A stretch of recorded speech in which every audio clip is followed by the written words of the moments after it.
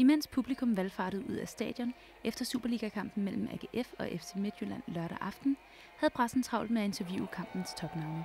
Samtidig gjorde lokalpolitikere fra Venstre og Socialdemokratiet så klar til at sparke valgkampen i gang. Jeg kan godt forestille mig, at der i virkeligheden var flere journalister end almindelige tilskuere, når kampen bliver flottet op. 100% af alle de journalister, der har været her på stadion i dag, har været her for at dække kampen mellem AGF og FC Midtjylland.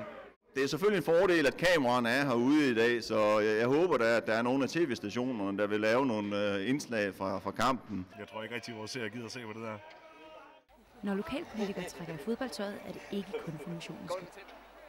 Men man deltager i de der ting, fordi man håber på, at man kommer i medierne, at man får noget presseomtale, og derved kommer ud til den almindelige vælger, som følger med i den løbende nyhedsstrøm.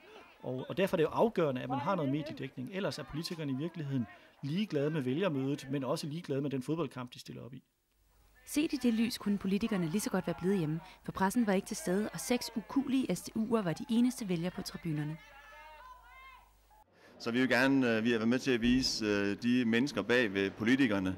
Og se med shorts er fuldstændig vanvittigt argument for at snakke om mennesket bag politikerne. Vi skal ende med at være politisk plat. Hvad gør man bare for at gøre opmærksom på sig selv? Og hvornår kan det her give vores læsere noget, der er andet end et sjovt billede, ikke?